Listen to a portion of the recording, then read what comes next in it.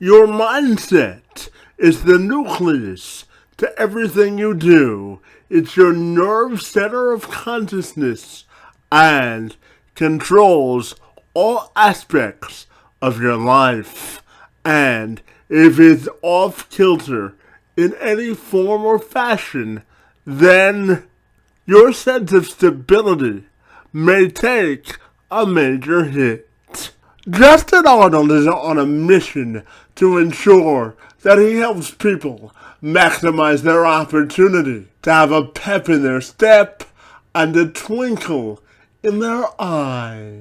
He's a best-selling author and is founder, CEO, and head trainer at Flexx Mobility and Performance. He found his business with people in mind.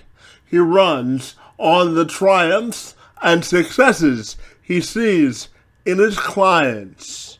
He works with people in all walks of life on their physical training and nutrition. Simply put, if you have a goal you want to achieve and realize prosperity, Arnold can help you out. He joined me this week to discuss his true passion and love in life in helping others appreciate and embrace all aspects of the human experience. I'm Kevin McShann. Let's have this conversation.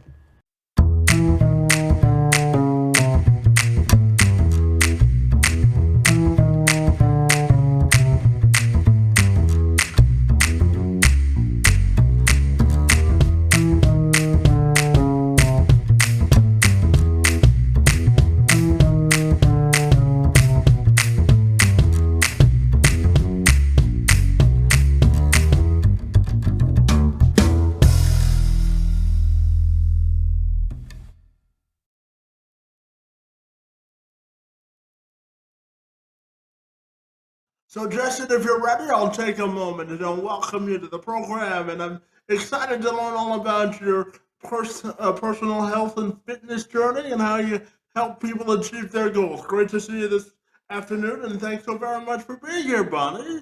For sure, man. Thank you. So, Justin, I know that you started your company with people in mind, and you wanted to make sure that you gave them a vehicle where they could achieve their goals. So, I'm wondering if you could tell me all about it. Yeah. So so my business is Flexx Mobility and Performance. It's a multifaceted training facility. I mean, we do everything from life coaching to personal training to nutrition, you name it. And I started it prior to starting it. A little backstory is I used to be the lead trainer here for the YMCA, and I've been in the corporate and nonprofit sector. And I just felt like I was limited to the capacity I could help people. So, and that goes in tune with like my email address, which is literally be more. So be more at FlexxMP. And the whole idea is that it's just like, we shouldn't really set limitations on our health and wellness. From a movement standpoint, I'm about getting people strong and mobile at every single angle, no matter what their goals are. So even if they're to lose weight, you're going to come out with better posture, better movement patterns, and to the point that we coach you and train you and teach you that you don't need me anymore, which may sound counterproductive to business, but it actually works out really well. And we're doing really well. But we want to create a healthy relationship and lifestyle, not only around just movement instead of making it look like a chore, but also nutrition. Like we demonize exercise, we demonize food like bad versus good, or I have to do this instead of I get to do this, and just verbiage, and then just from a mental health standpoint, which ties into the book that I wrote last year, but just there's a mental component to all this, so in fact, research shows that our physical presence and our physical being is literally can be a representation of what's going on up here in our mind. So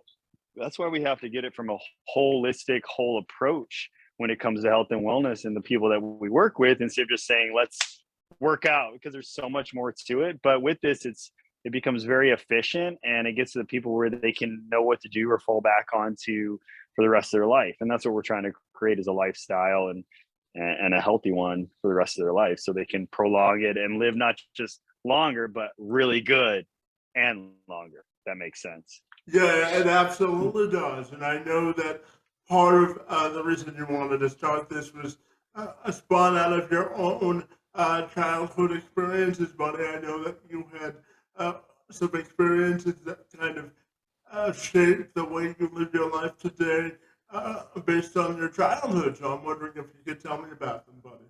For sure, yeah. So I kind of interbred in a book a lot about that. They're called, you can check it out on Amazon. It's online on my website. It's called Purpose Through Pain: Finding Limitless Potential in the Presence of Adversity. But that literally dives into my childhood, and yeah, I mean, we all have stories. We all have things that we could talk, that painful moments, trauma, heartache, things like that. And that's basically my life story too. But I grew up in the Midwest, in the suburbs of Chicago, and I had parents who I believe were doing the best that they could and the best that they knew how. And through all that, like, for example, like, yeah, I at a very young age I was molested and I was abused, and not by my necessarily family, but like by babysitters and people that I knew. I had neighbors that beat the crap out of me. I've had numerous encounters from about the age of 5 to about 10, 9, 10 years old, where abuse was very prevalent in my life, and people that were supposed to take care of me or love me was coming at a very different angle. So, and then there were just other things that happened in my life physically. For example, I've broken my neck twice, things you wouldn't know, and I've torn all 4 rotator cuff muscles in my left shoulder. I've been in severe car wrecks where I had like 9 staples in my head. So the stories go on, and this isn't like a woe is me. It's a lot of people go through a lot of things similar to what I've gone through, and it could be a number of different things can happen to them. It can fester at them. It can like become their life story. It can negatively affect their family, their finances, their health because of those things. It could also, people try to ignore it, but that really never works. We think if the further it goes and we never deal with it, it'll just go away, but it's always there, and it manifests itself in various ways. Like I just said, mentally, physically, emotionally, spiritually, all these different things. And so I had a different perspective. I think around the age of 12 or something, I was like, if this is going to happen, I just want to know that I made a difference in at least one person's life. That's all I care about. I don't care about the money. I don't care about this. I just want to help people. I didn't know what that looked like at age 12. As things moved throughout my teenage years and my 20s and stuff, I realized I was just like, it started with a fascination of just getting into the gym and working out and almost chasing pain in a weird way.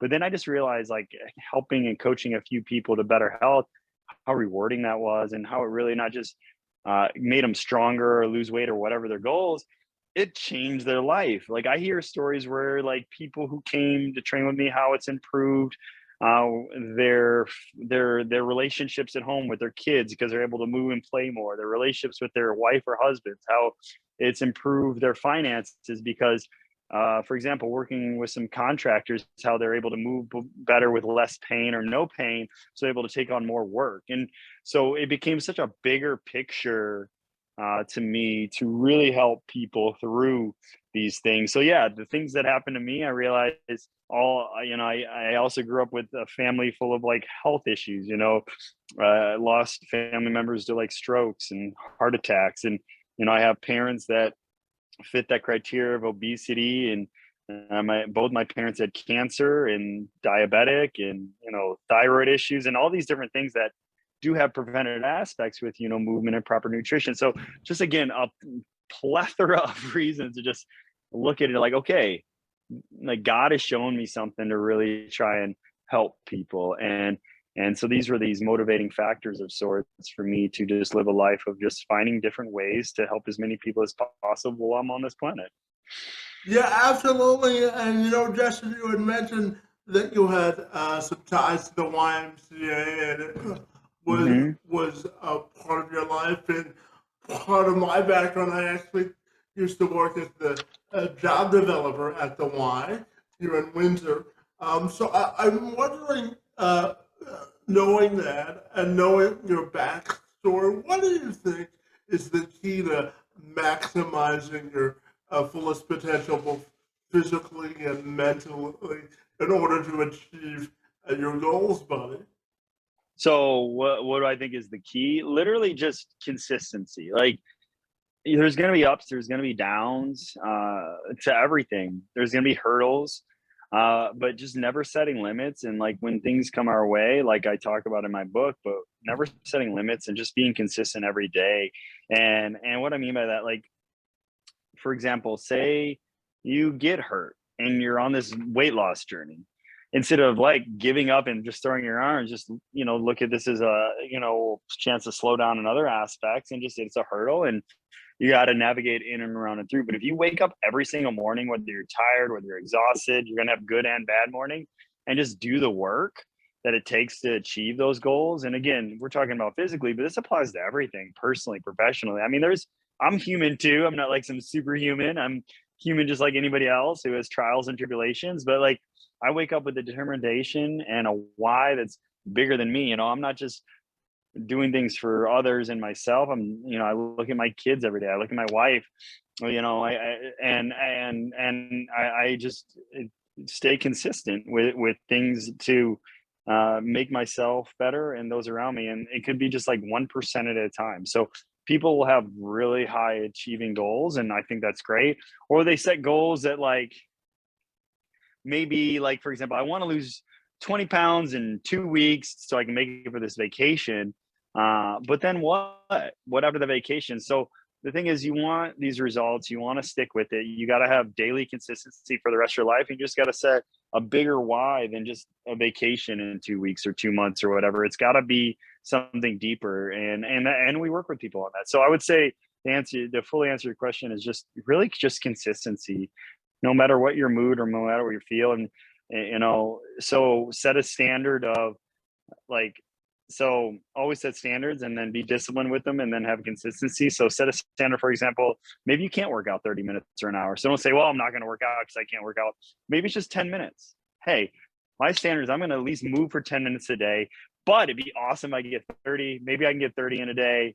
If I do, great. But at least I'm going to get 10. Like everybody can at least set some kind of standard for the things that are very important to them, like movement, nutrition. Hey, maybe instead of always eating out for lunch, maybe at least 3 days a week. My standard is at least 3 days a week. Like, again, you could do 5, you could do all 7, but if you've never done it, always start small and work your way up. So maybe for 3 days a week, I'm going to make my lunch. It's things like that, and just stay consistent with it. And then consistency is going to get you closer to your goals. You're going to see the results, whatever those goals might be. If financial things, from a business standpoint, if you want to like pay off a debt or go on a vacation or buy a car or whatever, yeah, upfront costs might look really expensive. But if I told you just to save like $1 a day or $5 a day or whatever feasible for you, and you just don't touch it and put it into account that you just don't touch until it gets to the amount that you need it to be, you'll be blown away at the amount that's in that. And you'll find things that you don't really need, like the 15 different Amazon, Netflix memberships or whatever. So there's so many things, but just stays disciplined, set standards that really have a impact to you, and then just stay consistent with it. Yeah, absolutely. Justin, you bring up being active for at least 10 minutes a day. And one of the things I'll share about myself, buddy, is I was born with what's called spastic quadriplegic cerebral palsy. It simply means that I don't have enough oxygen in my legs to walk normally. And one of the mottos I live my life by is always active. I try to be active at least 10 minutes a day because exercise and movement is powerful for me. So I want to thank you for the mission that you've done in that regard. But I'm also curious to ask you about your book and writing it, buddy, and how cathartic a process that was for you. Yeah, writing a book, like as I talk about in the beginning pages, like if you knew anything about me prior to writing it, if you knew me on a personal level, you would you would hear me say that there's no way impossible I could ever write a book. I would ever write a book. I have ADD, all these like self-limiting beliefs. It's like, who wants to hear my story? Like, what do I have to say? All these different things. And I'm just meant to be a mover. I'm an active guy that, like, I can barely sit still, so there's no way I could write a book. But then the idea was put in my head when I was on a mission trip in the DR. Let's see, in 2020, and a good buddy that invited me on that. I went to go down there and teach for a week, and he's like, we had a long time to talk on plane rides, and while during some downtime down there, and we talked a little bit about my life. Can't remember how it came up, but we started talking about it. He's like, "You have to write a book." I was like, "No, there's no way." But then, he kept kind of saying things, "You really should do this." And then certain things started happening in my life where I was like, it went from like, I can't to like, I have to. Like, I got to find a way. Like this has to be told, like this story, because what I talk about in this book, like I found several examples of women who had talked about some similar things, but nothing where men have. And the stats are high, of the reporting on like sexual abuse and trauma as a child. But the men talking about it is very low, because I feel there's some toxic masculinity in there. There's some like, feelings of weakness, but you can't control when you're a child the things that happen to you. So I feel that more people talk about it, more people open, you'll find out like it's freeing. And I'll tell you this, you said cathartic or therapeutic, and it definitely was that. Like writing it, during the writing process, I said, if this book changes one life, great. And that one of those lives was me, man. Like it was better than any therapy I could ever do, which made me create a journal around it, and a free journal, which I have a link at the back of the book. So when you're reading the book, you can get a copy of that free journal. Because even if you read this book and you don't feel called to write a book, not everybody's going to write a book. That's totally cool. But I believe everybody should write, even daily journals. There's just because it's very therapeutic, like getting your stuff out on paper, because otherwise it festers up here in the mind. You may think you're strong and you're manly, or you're a strong woman or whatever, but we all need help, and it comes in various ways. It could be therapy, it could be something else, but I think writing is so therapeutic. It could, and so it was for me. And I started putting pen to paper. So October 2020, in the midst of COVID, and when a lot was going on in the world, and things were kind of slow here in the gym because of COVID, and I was doing more online and virtual, so I had some time. And it took but it was finally published in October of last year, so 2021.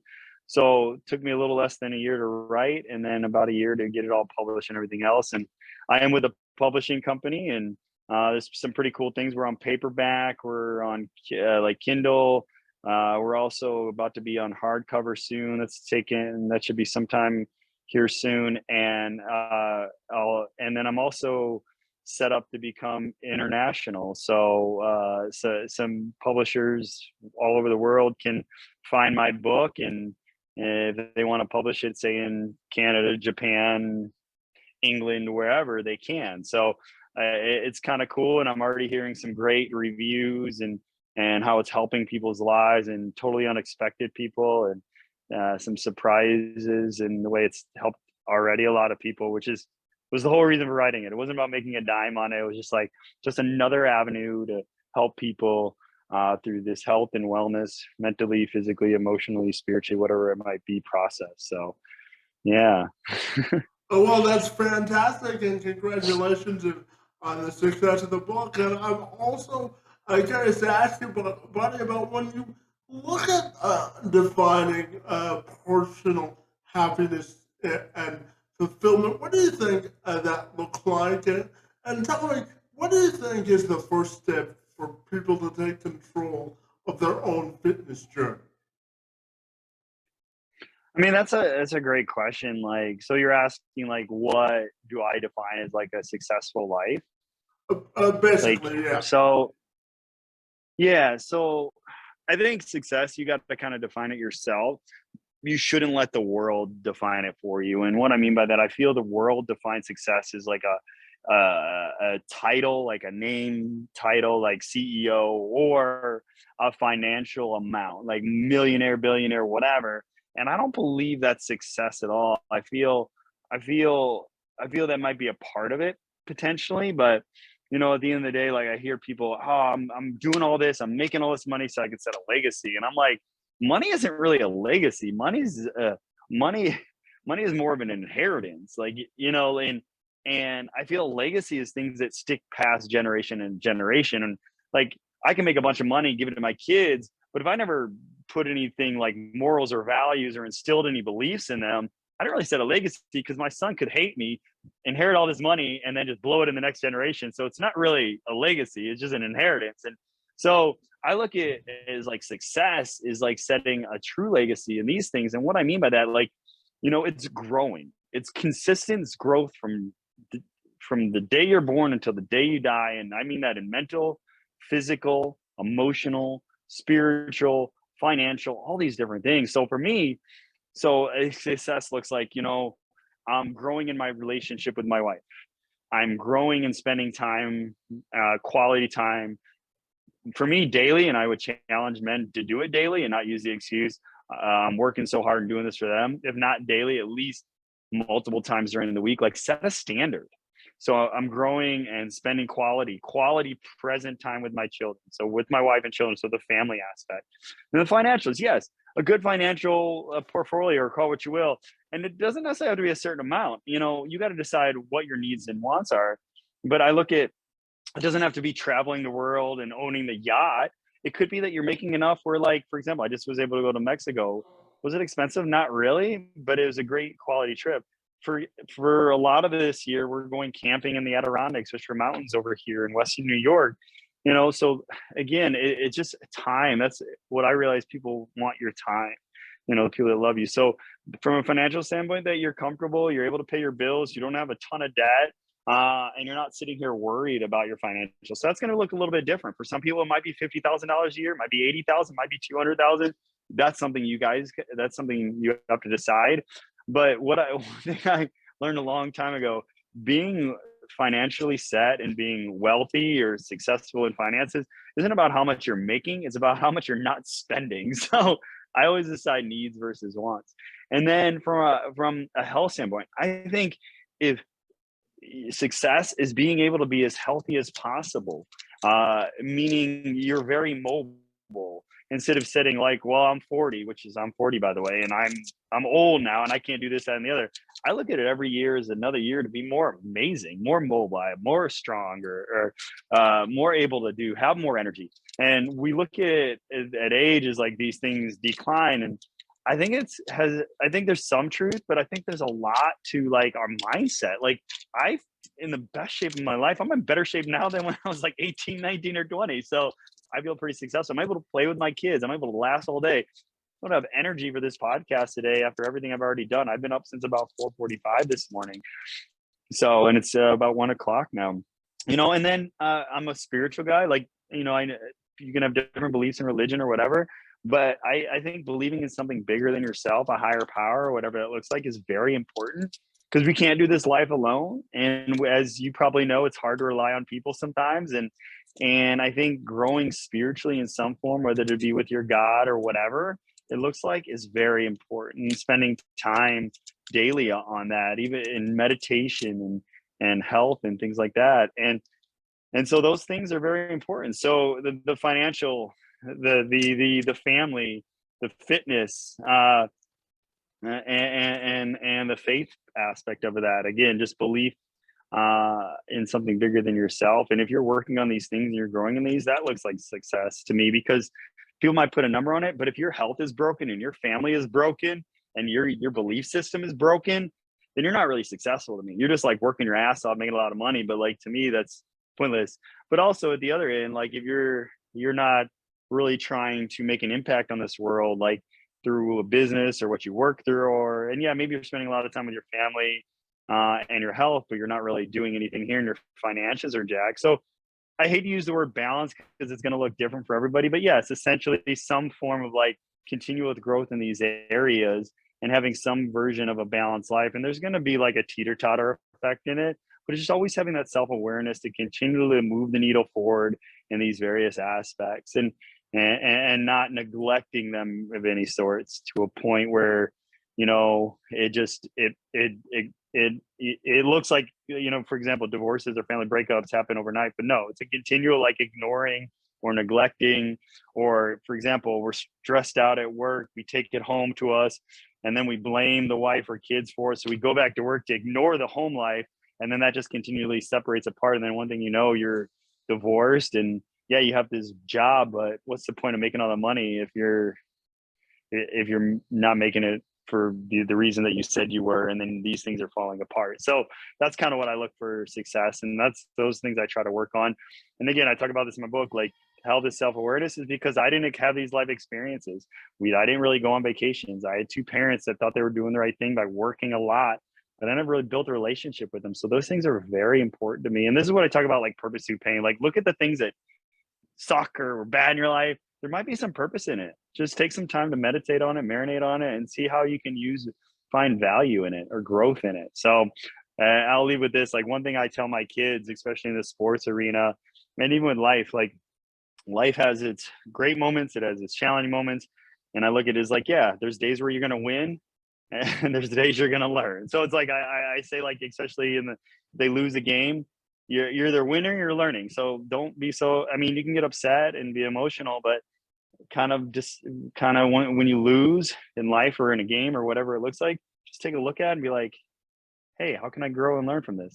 Use the skills and talents that I do have, and let's move the needle forward. So it's kind of what I have to say about that. So Yeah, absolutely. Thank you for such a comprehensive answer. And I know that one of the other platforms you use to get your message out is your podcast, buddy. One step further, which is a faith-based podcast where you talk about some of these things. I'm wondering if you can tell me about the podcast, buddy.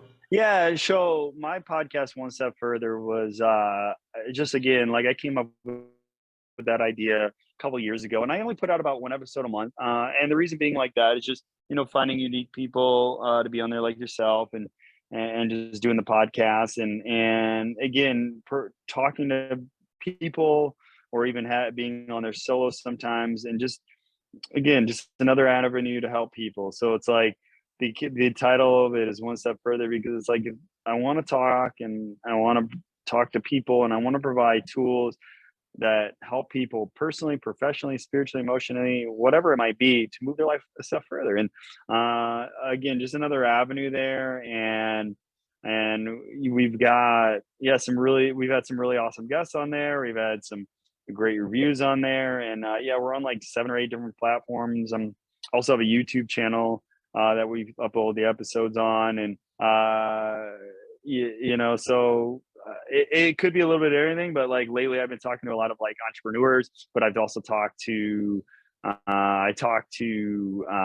guy named Kwame Mason last year, who he works with the diversity division of the NHL, to bringing in and opening up and growing diversity within the National Hockey League. And he's actually from Canada too. So, and he actually just reached out to me recently to be on his podcast. So it's just cool people like that. I've even had my wife on there. I've had authors on there, and all different kinds of people. And again, these premises, just like talking about ways to help people move their life a step further in a positive direction. So, yeah, fabulous. And you also tell me that you believe that people have the tools to be successful and the knowledge to create a sympathetic environment which allow them to be successful. So I'm wondering if you could tell me about it, buddy.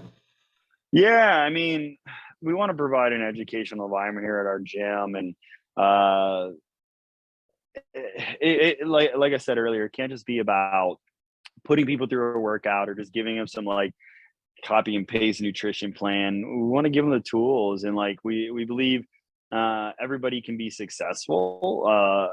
Everybody's different. We all come in different shapes and sizes and colors and everything else, and we all have our strengths and we all have our weaknesses. But the idea is just to never set a limit, and like in some areas you might have to work a little bit harder than other people, and just I'm human too, and it sucks, but just be aware of that. And just, if you got goals in hand, they're achievable.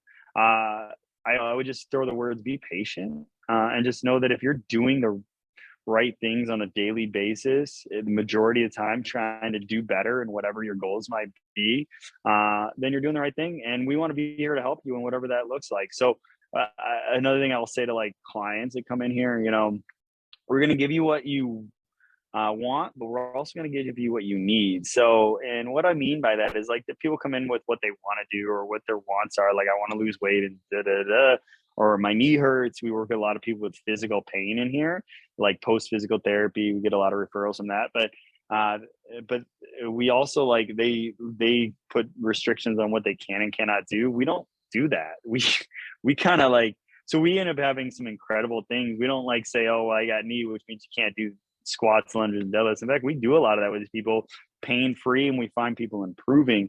But that's about having that human connection. But we also teach them the why, the how.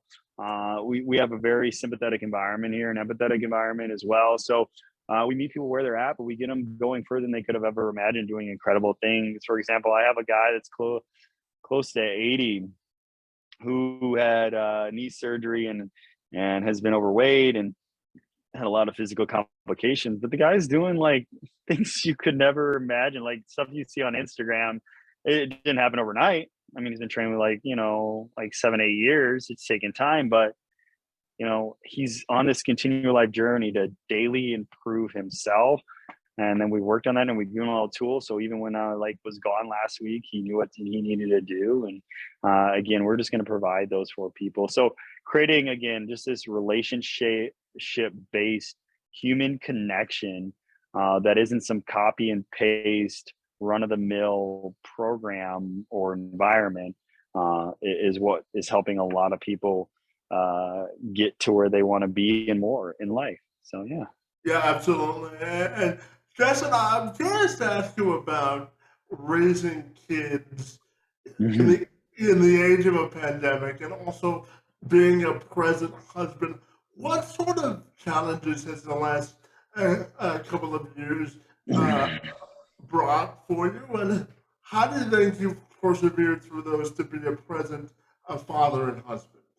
Honestly, this might sound counter culture, but it's actually made it better. Like with the shutdowns in schools, we've just spent more time when like things are shutting down. There were some like challenges like everyone else has gone through, but we made a standard to connect outdoors every single day when and except for obviously last week because I was out of town, but like when I'm in town, we're getting outdoors, getting connected, even this cold time of year. So, just that standard of like, we're going to spend 30 minutes a day, my schedule, like there's a chunk in my schedule where I don't do any work. And that's like right after they get out of school, like early afternoon. And I block that out to catch up with them, see how school was, go play with them for a little bit, things like that, carving out that time. It's just like anything else. Like if you're in a life where you have scheduled meetings for work, I always ask people like, why don't you schedule your life? Like, these work meetings are important. I understand income, we got to make a living and things like that, but we don't schedule the things that are most important to us. We don't schedule time. And people are like, oh, I don't want to schedule. Like, it should just happen. But the thing is, it doesn't. You can't just expect it to happen. There's going to be hiccups. There's always going to be something. Life is a roller coaster ride sometimes. So it's like, I schedule time with my kids, with my wife, and the pandemic actually, if anything, it was probably more important to do with them because they couldn't play with their friends. So people were worried about the mental aspect of kids and everything else, including yourself. And one thing we know, some of the best medicine is movement. Some of the best medicine is hanging out with people you love and connecting. So disconnecting from technology, like for example, technology, they give them all these laptops and computers. We take them at a certain point at night and we limit the amount of time that they have them. Like the iPads and the Kindles and stuff, I have those all here at my gym. We don't leave them laying around at home, and we don't have video game systems. It may sound archaic, but our kids enjoy their life. We like, for example, like gifts for Christmas this past year were things like Twister and board games and chess and other ways for us to just connect.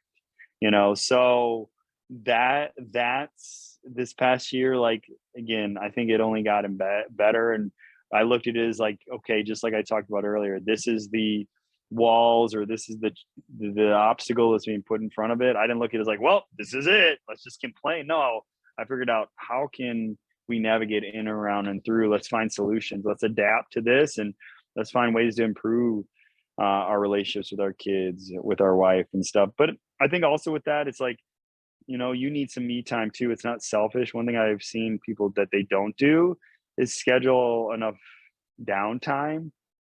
And for example, I break apart my day where I spend at least 2 to 3 5 to 10 minute moments of meditation of just me, getting outdoors by myself.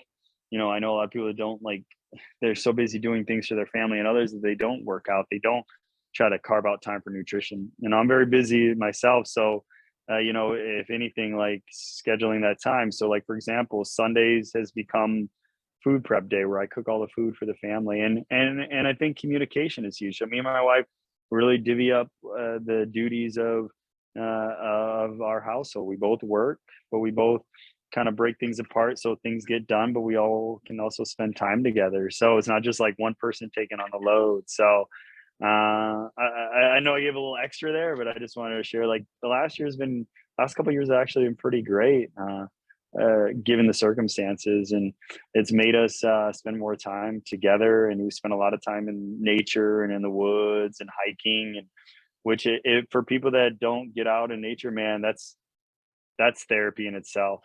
It's some of the best mental health you can do, spending time by yourself or with others in nature. So highly recommend that as well. Yeah, with every new opportunity comes an opportunity for advancement, doesn't it? Yes. And Justin, and my final question for you this afternoon has to do with setting a mindset for success. Because, I think when you have a nucleus or a mindset of a prosperity you're more likely to achieve. So I'm wondering your thoughts on setting the appropriate mindset for success. That's a great question. I mean, you've had some great questions. Setting the appropriate mindset for success. I feel like I've touched on it maybe, but like, success is your definition. So you got to stop looking at social media for what success is, and you got to look internally, which is literally back to the spending time with yourself, meditating on like what you want to do. Like, I think we all have a purpose, and I believe we're all here to make impact on the world, the planet, and people. It's different for what that might look like,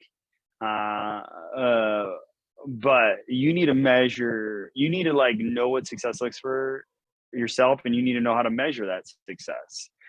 For example, like from the health standpoint, if you're 50 pounds overweight, that's an easy one. You gotta like know what where you want to be, and the steps to get there. So, and there's ways to measure it, if it's financial, but same idea. If you want to build a relationship with your significant others or something, you got to know how to measure it. So you got to kind of define it for yourself. I can't define it for you, but the only way to really define it is to like make a list of like things that are super important. Make a list of your goals. Make like, back to the whole writing thing. You got to write things down, and do not look to other things. Read books for sure, but again, I take every book that I read and I kind of go in the mindset of take the meat, leave the bones. And what I mean by that is sometimes we'll read a book and we'll like take it as religion, and we think we got to do everything in that book, but everything in that book may not apply with it to you and what you want to do. Some things might be good and some things might not be. So, so just decide, like, there's a real push right now by a lot of people I see, like the only way to live happily and comfortably and flexibly is to be an entrepreneur. But maybe you're not built to be an entrepreneur. Maybe you're meant to be the best employee for somebody. I don't know. You just need to decide in your mind. I do believe we are all meant to be happy. I do believe that. I don't believe life is supposed to be easy though. So have the mindset that like challenges are going to come your way. There's going to be obstacles, but you can still enjoy life through the challenges, through the obstacles. And like a quote on my wall that I have here, it says, "Do not pray for an easy life, pray for the strength to do in a difficult one."